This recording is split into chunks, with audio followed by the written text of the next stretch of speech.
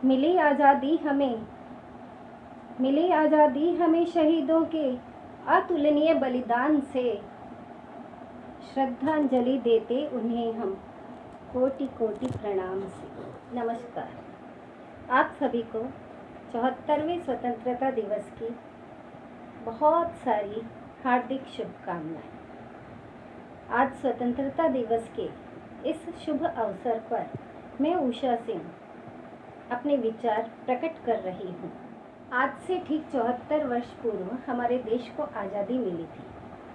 हमारी आज़ादी के संघर्ष की गाथा इतनी बड़ी है कि उसका वर्णन हम एक दिन में नहीं कर सकते। हर भारतीय के लिए स्वतंत्रता दिवस बहुत महत्व रखता है। आज से 74 वर्ष पूर्व हमारे देश पर अंग्रेजों का शासन था। अंग्रेज हमारे देश में व्यापार करने आए थे। धीरे धीरे उन्होंने सब कुछ अपने अधीन कर लिया था और हमें अपना गुलाम बना लिया। फिर कई आंदोलनों और लड़ाइयों के पश्चात हमें स्वतंत्रता प्राप्त हुई और शहीदों को श्रद्धांजलि देते हुए हम इस स्वतंत्रता दिवस के राष्ट्रीय पर्व को मनाते हैं। इसीलिए तो कहते हैं, मेरी भारत माँ की मिट्टी का अंदाज ही निराला है। हिंदू मुस्लिम सिख ईसाई, हिंदू मुस्लिम सिख ईसाई सबको अपने आंचल में पाला है, सबको अपने आंचल में पाला है। 15 अगस्त 1947 को जब भारत देश आज़ाद हुआ तो सब लोगों ने मिलकर देश की बागडोर कर्णधारों के हाथ में सौंप दी। उस समय एक बहुत बड़े स्तर पर काम करने की आवश्यकता थी, क्योंकि अंग्रेजों ने पूरे देश को खोखला कर दिया था। ऐसे में विज्ञान, प्रौद्योगिकी और औद्योगिक संस्थान जैसे IIT, IIM, पंचवर्षीय योजना, भाभा एटॉमिक रिसर्च सेंटर और इसरो के माध्यम से भारत को हर स्तर पर बहुआयामी दिशा की ओर ले जाना था। इसके लिए तत्कालीन प्रधानमंत्री ने भाखड़ा नंगल बांध, रिहंद बांध और विश्वविद्यालयों की स्थापना की। अंतरिक्ष कार्यक्रम हेतु 15 अगस्त 1959 को ही इसरो की भी स्थापना की गई, जिसने अंतरिक्ष के लिए आर्यभट्ट के निर्माण में एक बहुत बड़ी वैज्ञानिक दृष्टिकोण स्थापित किया। आर्यभट्ट के निर्माण ने लोगों में वैज्ञानिक चेतना उत्पन्न की। इसरो की स्थापना ने मंगलयान द्वारा मंगल ग्रह तक पहुंचा दिया और देखते देखते दालों, चीनी और कपास का उत्पादन इतना अधिक बढ़ गया कि हमारी अर्थव्यवस्था जो रसातल में चली गई थी, वह देखते ही देखते 57 लाख करोड़ को पार कर गई। रेलवे के राष्ट्रीयकरण ने भी प्रगति के घोड़े को दौड़ाए रखा, जिसकी वजह से 1,15,000 किलोमीटर की रेलवे लाइनें बिछाई गई।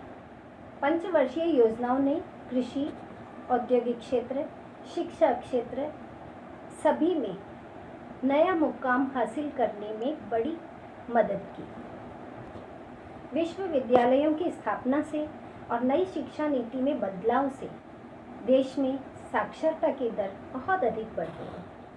आज जो हम शिक्षा और डिजिटल इंडिया के नाम से परिचित हैं, उसकी भी शुरुआत कंप्यूटर शिक्षा के माध्यम से 1984-85 में ही हो गई थी, जिसकी परिणति आज हम ऑनलाइन शिक्षण के रूप में देख रहे हैं। सहकारिता उद्योग की वजह से श्वेत क्रांति, जिसे हम अमूल के नाम से जानते हैं, जिसने संपूर्ण भारत में एक नई पहचान स्थापित कर गरीब और किसान वर्ग को रोजगार दिया। औषधि क्षेत्र में भी नई दवाइयों का उपयोग तेजी से होने लगा। कैंसर से लेकर बड़े बड़े अस्पताल स्थापित किए गए। इतना ही नहीं, भारत के कर्णधार ने महिलाओं को और भारतीय अर्थव्यवस्था को ध्यान में रखकर सौंदर्य प्रसाधन के रूप में खर्च होने वाली पूंजी को विदेशों में जाने से रोकने के लिए JRD टाटा से बातचीत कर 1952 में लैक्मे कंपनी की स्थापना की। लक्ष्मी का फ्रांसीसी शब्द लैक्मे नाम देकर भारतीय महिलाओं को लक्ष्मी रूप में स्थापित करने की कोशिश की। परिणाम स्वरूप आज 75,000 करोड़ से भी अधिक का सौंदर्य प्रसाधन बाजार में चलन में है। आज भारतीय सेना हो, कृषि क्षेत्र हो, बैंकों के राष्ट्रीयकरण की बात हो, इसने हमारे लिए नई ऊंचाई का आधार तैयार कर दिया है। इतनी मजबूत नींव पर ही आने वाले 100-150 वर्षों में भारत अनंत ऊंचाइयों पर जा पहुंचेगा, इसका मुझे विश्वास है। कई वर्ष पहले क्रियान्वित किए गए Aadhaar card, mid day meal, banking व्यवस्था, मनरेगा, पीडीएस व्यवस्था गरीब व किसान वर्ग को काम व पैसे की पूर्ति में अहम भूमिका निभा रहे हैं। वर्तमान समय में भी ये सारी व्यवस्थाएं अर्थात योजनाएं उपयोगी साबित हो रही हैं। वर्तमान समय में कोविड-19 एक भयंकर महामारी के रूप में पूरे विश्व में फैल गई है, जिसमें सामान्य जन से लेकर के नेता, अभिनेता तक इसकी चपेट में आ रहे हैं। विकसित और विकासशील देश की तो बात ही नहीं कि विकसित देश तो और भी अधिक इससे प्रभावित है।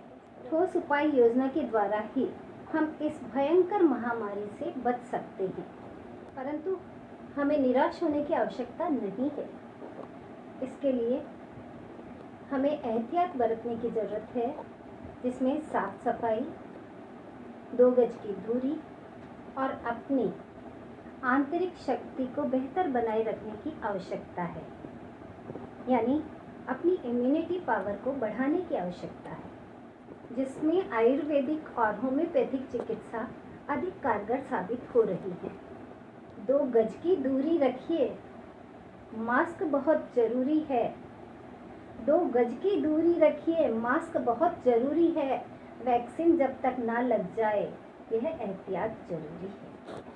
आज हम जो भी योजनाएं कार्यान्वित कर रहे हैं, भविष्य में उनके क्या परिणाम होंगे, ये आप जैसी युवा पीढ़ी उनका सही आकलन और विश्लेषण कर पाएंगे।